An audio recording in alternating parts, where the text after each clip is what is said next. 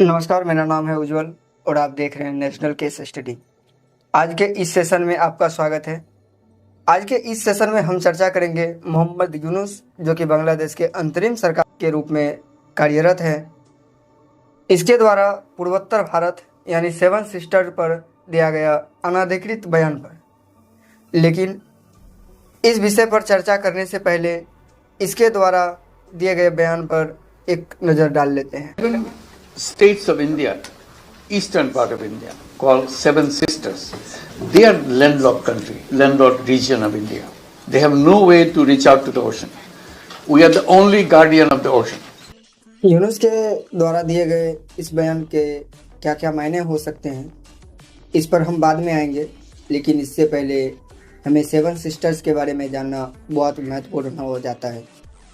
तो आइए पहले एक नज़र सेवन सिस्टर्स पर डाल लेते हैं, क्योंकि भारत के लिए इनका केवल सांस्कृतिक रूप से नहीं बल्कि राजनीतिक, सामरिक तथा पारिस्थितिक रूप से काफ़ी इम्पोर्टेंट हो जाता है।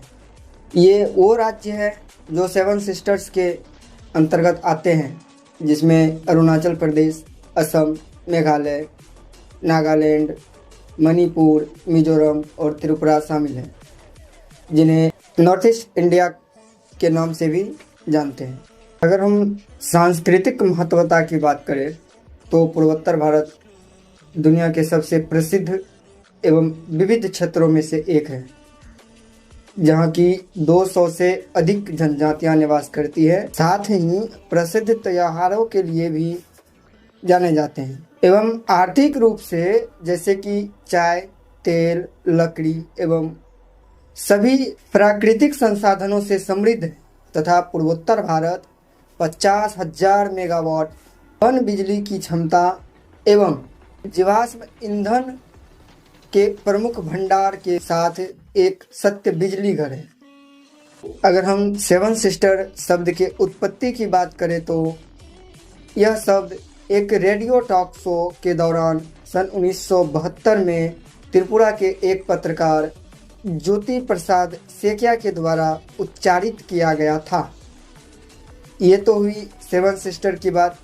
अब हम समझ लेते हैं कि Mohammad Yunus, chief adviser of Bangladesh के द्वारा दिए गए बयान का क्या क्या मायने हो सकते हैं। जहाँ यूनुस सेवन सिस्टर की बात करता है, वहीं दूसरी तरफ इंडियन ओशन के तरफ भी इशारा करता है।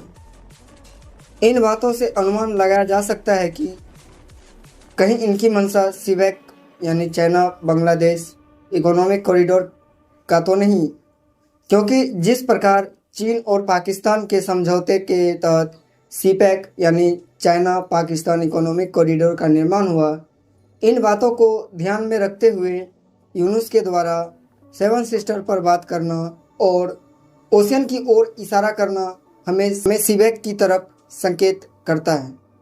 इस बात का महत्व इसलिए भी बढ़ जाता है क्योंकि इन चर्चा के दौरान चिकन नेक शब्द का उपयोग किया जाता है।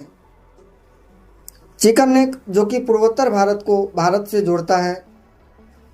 यूनुस के द्वारा सिन्हा को एक इंटरव्यू देता है और उसी दौरान यूनुस के द्वारा ये कहना कि अब वो समय आ गया है कि चाइना और बांग्लादेश की दोस्ती का एक नई दौर में पहुंचाया जाए। यूनुस के द्वारा किए गए इन सारी बातों से भारत और बांग्लादेश के रिश्ते पर काफ़ी हद तक प्रभाव पड़ी।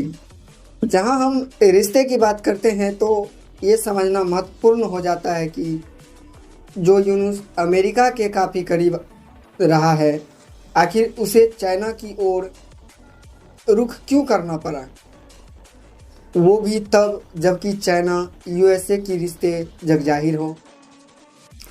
अमेरिका में सत्ता परिवर्तन के कारण आवंटित इलेक्शन फंड के रूप में दिया जाने वाला आर्थिक सहायता राशि को रोक दिया गया है।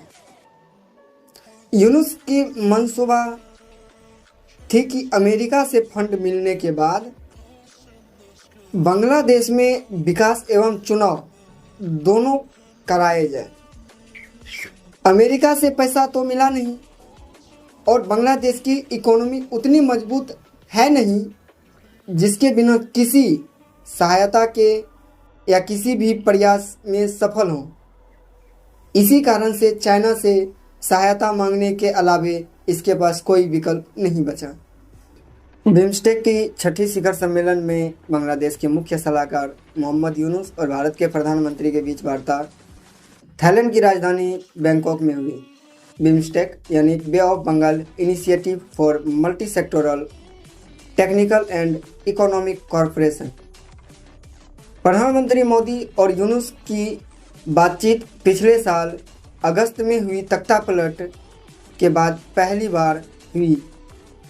इस वार्ता के दौरान बांग्लादेश में जल्द चुनाव करवाने की अपील के साथ संबंधों को नुकसान पहुंचाने वाली बयानबाजी से बचने की सलाह दी।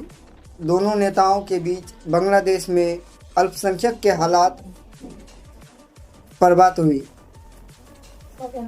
यूनुस ने भरोसा देते हुए कहा कि बांग्लादेश सरकार अपनी जिम्मेदारी पर खरी उतरेगी। साथियों, ये वीडियो आपको कैसा लगा अपनी राय कमेंट बॉक्स में रखना ना भूलें। साथ ही इस वीडियो को शेयर, लाइक एवं सब्सक्राइब करें। धन्यवाद।